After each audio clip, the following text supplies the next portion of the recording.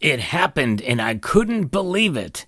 I'm going to tell you about the amazing experience that I had at my local coin shop and with a bonus. Let's talk about it and I'll show you as we explore.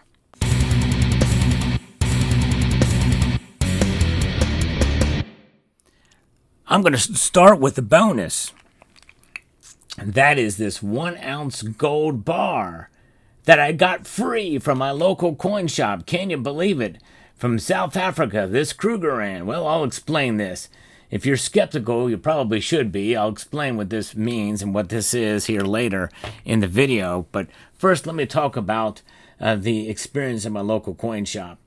You know, one thing I believe wholeheartedly is that no matter what, including no matter how far you must drive, within reason, I would say 50 miles or 75 at the most is a good edge to where you should go to find a local coin shop and develop a relationship with them. I think that is so crucial and important, even if you have to drive that far, because you never know what could happen. I think it's good to be diversified not only in terms of the type of gold and silver and platinum you should stack, but also who you deal with. You know, this channel is sponsored by Summit Metals, but I never tell you to only buy from them. I just mention their name so to put it out there so that you can consider them for purchases down the road. Now, they have a track record of having many repeat customers. I myself am a repeat customer too because I know they have excellent service, and I've tested it firsthand because I've dealt with individuals there that didn't know that I was sponsored by Summit Metals. So check them out for some prices and check out their service. They are also selling platinum now too. I just found out that they're selling platinum, and so their website's constantly changing with new products. They're expanding their selection, so check them out. But also look for deals and also shop around to other dealers too. But also, the most importantly, I think it's so crucial and important to develop a relationship with your local coin shop. I can't stress how important that is. It pays dividends, and it's one of those situations where there's give and take. You know, they need to trust you just as well as you need to trust them. And yes, the customer usually is always right. That's one of the cases, and that's one of the old customer service sayings. But in reality, that's not true. The customer's not always right because you can have some pretty ridiculous customers out there. But nonetheless, the thing is it's a matter of respect and developing relationships with them. Have a chat with them. You don't necessarily always have to buy when you go there, although if you're driving 50 to 75 miles, certainly it is something that you probably want to save up some money and make some purchases. But a lot of times that can happen too if you're traveling somewhere else and you stop along the way. But it is so crucial because they will pass the savings on to you. That's for sure. In fact, I know this firsthand, not only from that experience, and I'm going to talk about another experience that I had, but also from prior experience in the opposite direction. I dealt with a local coin shop who actually passed the bad deals that he got onto us and didn't sell anything for a long time, and would not adjust his prices down when the spot price market went down, and it paid. He didn't do as much business. Most of the local coin shops, they have ways to move product in and out so that they're not left holding the bag, so to speak. They hedge in different ways. A good bullion dealer online will hedge to protect themselves so that they can pass the savings on to you for sure. And local coin shops are no different, but they just do it in a different way. And some of the pieces like this half ounce here sells for a little bit of a premium, but I got it for normal price, a normal bullion price that is. And there are times when I've paid a little bit more than I would have had I bought an item online. But if you're a collector or you just enjoy really nice high quality coins, it's worth it for you to actually stop and look at the coins you're going to buy. This is one, for an example, where I may have paid slightly more from this local coin shop for this, but the experience is I got to examine the coin. And I got to see that it is free of milk spots, which is somewhat rare for some Britannias out there. So it was nice to be able to pick this thing up and be able to have a pristine example. And largely kind of to show you guys, have examples where I can show in videos like this. And same thing for this angel coin. And I got that coin for a regular bullion price, maybe even a little bit less. Some good deals. Now, again, understanding that there's some products that you're going to buy that you're going to pay a little bit more for. But you're going to be shocked on some of the deals that you could get, especially what you may find in junk bins or regular just silver rounds, bars, and the like. Some nice vintage pieces you might find in there that you will pay a lot less for than you would buying them on eBay or through auction sites or on an online dealer.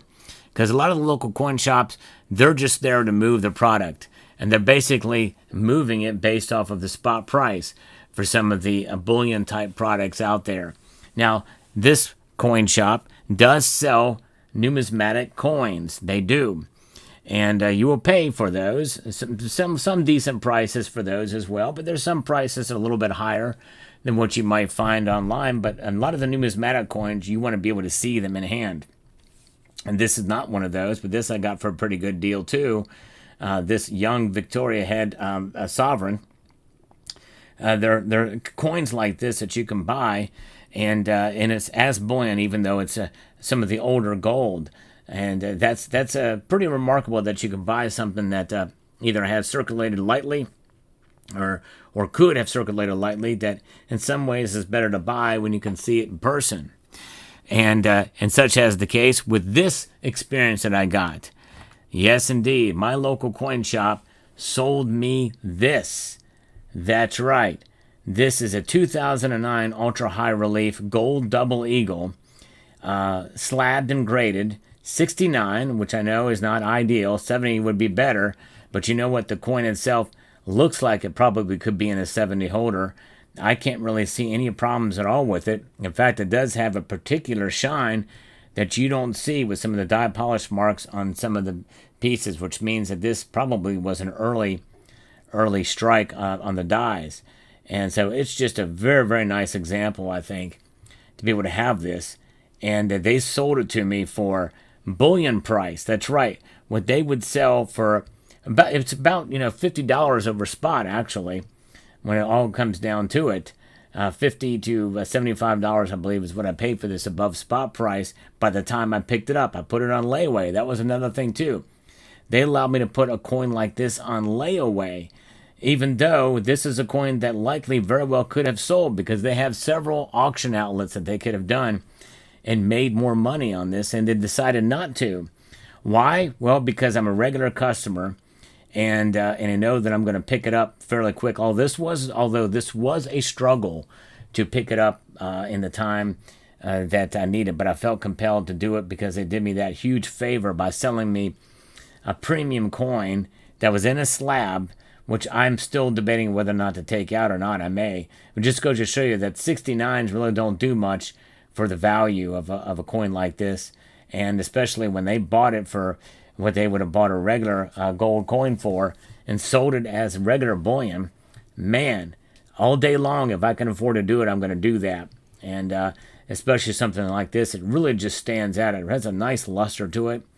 And to be able to get it for the price of a regular 1 ounce gold coin, oh man, they did me a huge favor when they could have definitely have profited on it fairly substantially, I would think, if they were to sell this in an auction or just let it sit in their shop long enough. Somebody would have come in for sure and paid much more for it. So they did me a great favor considering, and I just most appreciative for them on that. And that means that there's going to be other times, and there has been plenty of times when I bought coins from them, bullion or otherwise, at whatever the asking price is. When they give a price, I just pay it. And I think the key is remember, it's a give and take with anything in life. And there are times when you can ask for a discount, and there's other times where you just go ahead and just pay whatever they ask for it. And I think having that balance there is key into developing a good relationship with a coin shop. And by the way, I have done this coin shop a favor. I've saved them thousands of dollars. They almost bought a bunch of fake gold at one time, and I was able to pull them aside and say, "Hey, you might want to test that," because they were in a hurry at the time. But I knew right away from looking at it that it was not real. So there's things like that you can do to help your local coin shop. In fact, I mean, heck, there's some people that will bring in food. Maybe bring in a pizza for the employees or some candy or cake or something like that, just to show your appreciation. A lot of the stuff, just acts of kindness, can go a long way. Now, I'm not a very good cook, and I don't know that they're going to want anything that I make anyway. But nonetheless, there's other ways you can show appreciation and get to know the people. We're all humans. And I know some of you are probably saying, well, my local coin shop is an old curmudgeon guy and not a very nice guy, and he never has any good deals. There are exceptions to everything. But you know what?